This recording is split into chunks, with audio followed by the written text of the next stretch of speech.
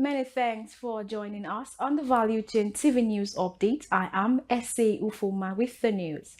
And on the news update, the Secretary General of the African Petroleum Producers Organization, Omar Farouk, has called on all African countries to invest in energy infrastructure in order to meet up with developing countries.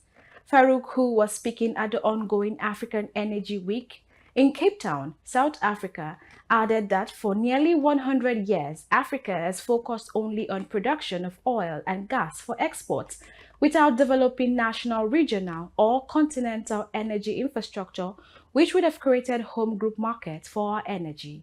Forum of Upper Member Countries Oil and Gas Training Institutions. Our ultimate objective is to have regional centers of excellence in the various sectors of the oil and gas industry. This is because we have come to the recognition that it does not make sense for each of our member countries to aim to be centers of excellence in the various sectors of the industry. Individually, none of our countries has all it takes to successfully address all the three challenges that we face. But pooling our resources together, we have all it takes to do so. The first regional centers of excellence can be replicated with time. On energy markets, it's important to understand that provision of energy infrastructure is a major prerequisite for the development of energy markets, whether at national, regional, or continental level. Sadly for Africa, for the nearly 100 years that we have been producing oil and gas, our focus has been to produce oil and gas for export.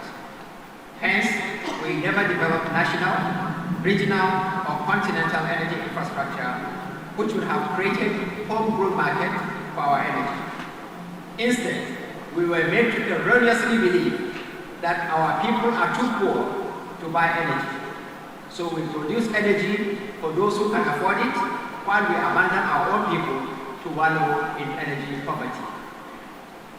And because they are too poor to buy energy, they are condemned to perpetual poverty because there is no society that has broken from the poverty or underdevelopment cycle without making energy accessible and affordable to a vast majority of its people.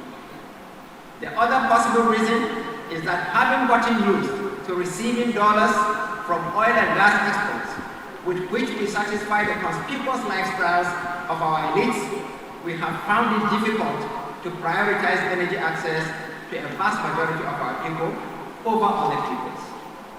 The Petroleum Products Retail Outlets Owner Association of Nigeria, PETROL, has maintained that it can sell petrol cheaper than the price Dangote refinery is currently offering oil marketers in Nigeria.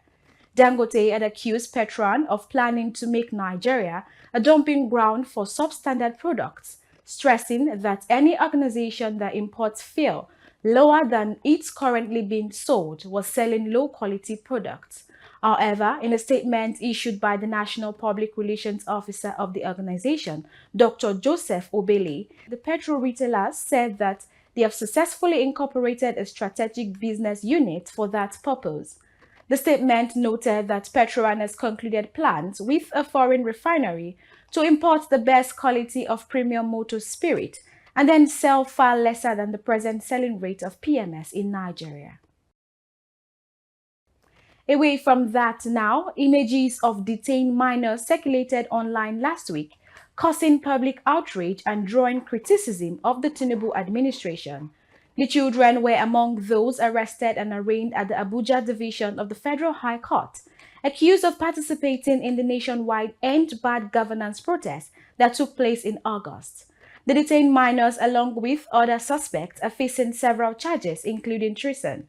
Their arrests have intensified debate about the government's approach to handling dissent and the rights of minors within the judicial process. In response to the growing controversy, President Bola Ahmed Tinubu has pledged to hold accountable any public official found responsible for the persecution of minors involved in the protest. He further instructed the Attorney General of the Federation, Lateef Fagbemi, to ensure the immediate release of all minors facing persecutions across the country. Moving now to business news, MTN Nigeria has recorded a significant loss of 514.9 billion naira for the first 9 months of 2024 as a result of naira depreciation. Our correspondent Adaobi Ogwejofor completes the report. The loss, which increased foreign currency-dominated obligations, was contained in the company's unaudited results for the 9-month period, which ended on 30th September 2024. The loss, however, represents a 3,335% increase when compared with the 15.0 billion naira loss recorded in the same period of 2023. Consequently, MTN's retained earnings and shareholders' equity turned negative, amounting to 723.0 billion naira and 573.6 billion naira respectively as of September 2024. For Value Chain TV, Adaobi Ogwejofor reporting. We'll be going on a very short break now. Do stay with us.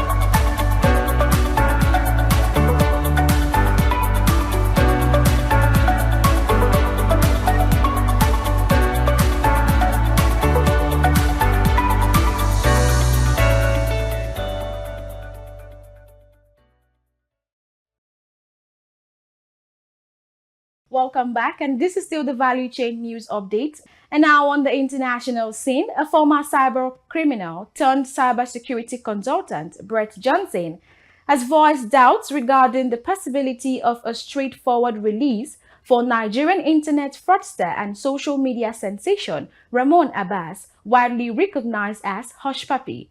Hush Puppy is currently serving an 11-year sentence in the United States for his involvement in international fraud.